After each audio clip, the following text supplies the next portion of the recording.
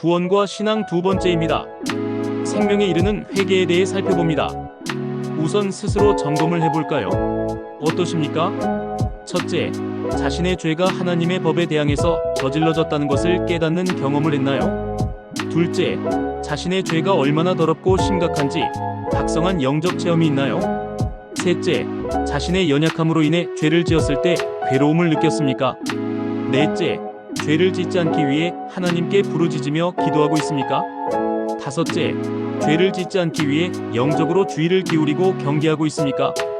그렇다면 먼저 거짓 회개의 경우를 살펴보겠습니다. 첫째, 이스라엘이 출애굽하던 당시 이집트의 바로왕의 경우입니다. 출애굽기 9장 27절은 바로가 사람을 보내어 모세와 아론을 불러 그들에게 이르되 이번은 내가 범죄하였노라. 여호와는 의로우시고 나와 나의 백성은 악하도다라고 말합니다.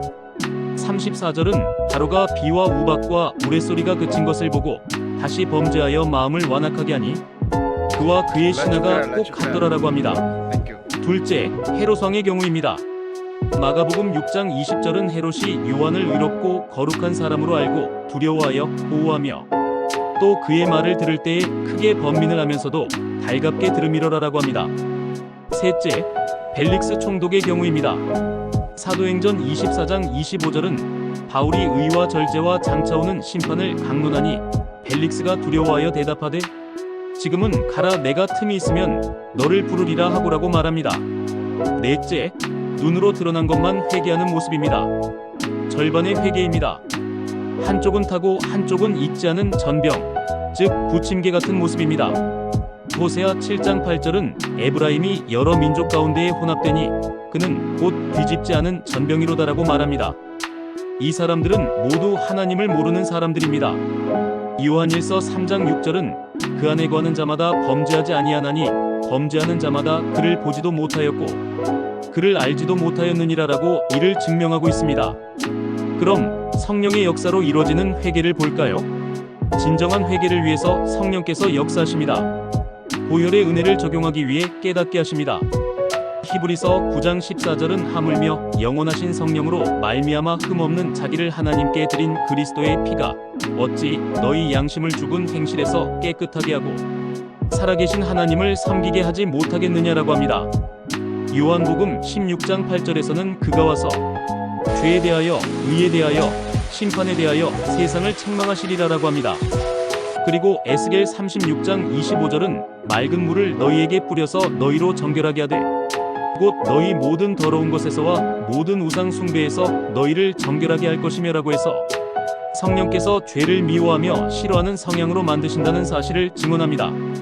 또한 예레미야 31장 19절에선 내가 돌이킨 후에 뉘우쳤고 내가 교훈을 받은 후에 내 볼기를 쳤사오니 이는 어렸을 때의 치욕을 짐으로 부끄럽고 욕됨이니이다 하도다라고 해서 성령의 도우심을 증언합니다. 그럼 고린도후서 7장 8절에서 11절을 한번 살펴보겠습니다. 그러므로 내가 편지로 너희를 근심하게 한 것을 후회하였으나 지금은 후회하지 아니함은 그 편지가 너희로 잠시만 근심하게 한 줄을 알미라. 내가 지금 기뻐함은 너희로 근심하게 한 까닭이 아니요 도리어 너희가 근심함으로 회개함에 이른 까닭이라. 너희가 하나님의 뜻대로 근심하게 된 것은 우리에게서 아무 해도 받지 않게 하려 함이라.